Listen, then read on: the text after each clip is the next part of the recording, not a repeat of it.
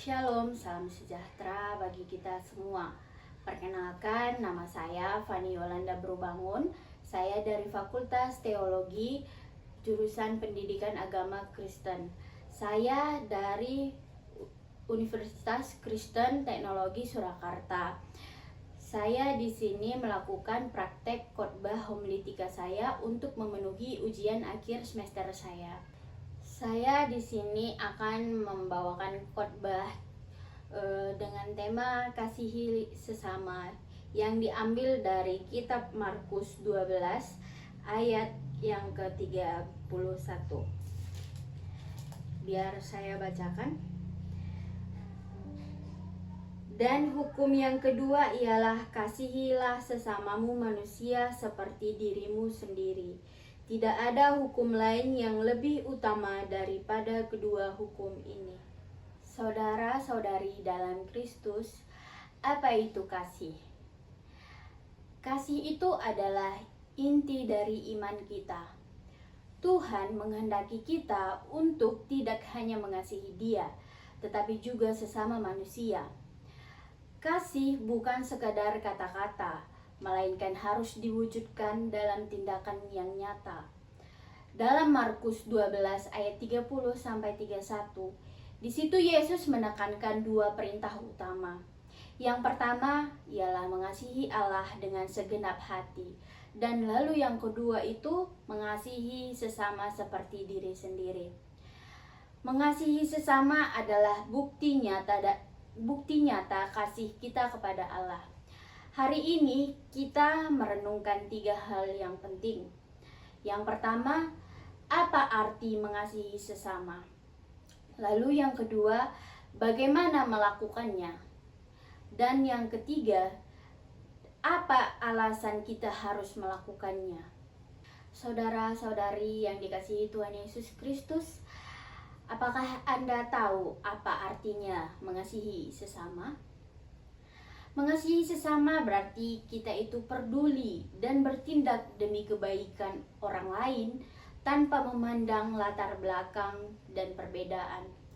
Di sini Tuhan Yesus memberi contoh sempurna melalui perumpamaan tentang orang Samaria yang baik hati yang diambil dari Lukas 10 ayat 25-37.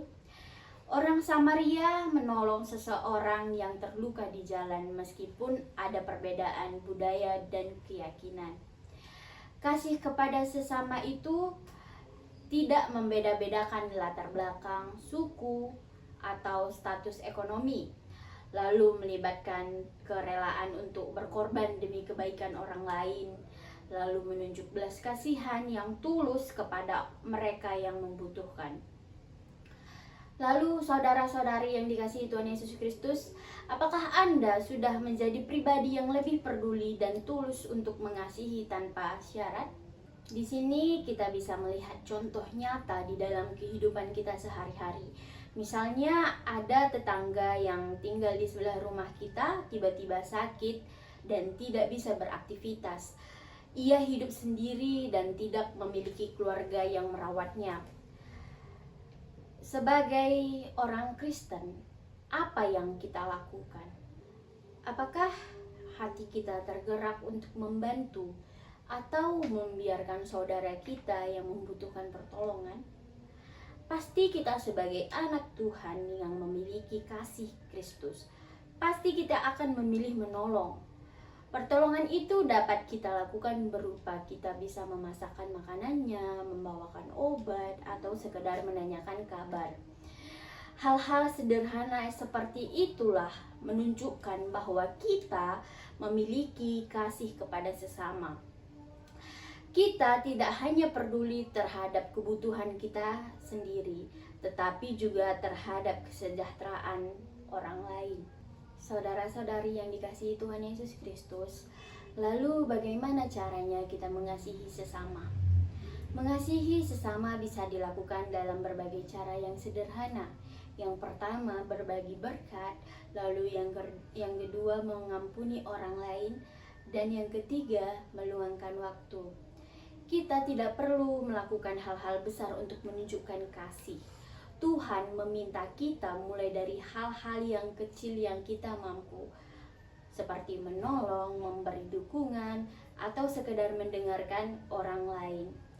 Saudaraku, mengapa kita harus mengasihi sesama? Yang pertama, karena Allah lebih dahulu mengasihi kita, seperti ada di ayat kitab 1 Yohanes 4 ayat yang ke-19. Kasih kita kepada sesama adalah respon atau kasih Tuhan yang telah kita terima.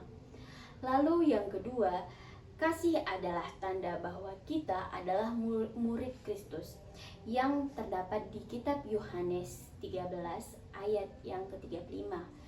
Dunia akan mengenal kita sebagai pengikut Kristus melalui kasih yang kita tunjukkan kepada sesama. Lalu yang ketiga, kasih menciptakan damai sejahtera baik dalam keluarga, gereja maupun masyarakat. Kasih membawa terang di tengah dunia yang sering kali dipenuhi oleh kebencian dan perpecahan. Saudara-saudari yang dikasihi Tuhan, mulai hari ini mari kita mengasihi sesama dengan tindakan nyata. Kita bisa memulainya dari lingkungan terdekat kita, seperti keluarga, teman, tetangga. Mungkin ada seseorang yang membutuhkan uluran tangan kita hari ini. Mari kita menjadi saluran kasih Tuhan bagi mereka.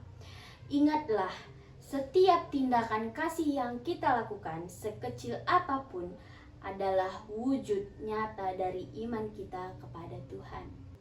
Saudaraku, tema dan firman Tuhan yang saya sampaikan hari ini diambil dari salah satu materi hasil proyek semester berkarya saya. Kiranya firman Tuhan hari ini dapat menjadi berkat bagi kita semua. Tuhan Yesus memberkati kita semua. Amin. Terima kasih.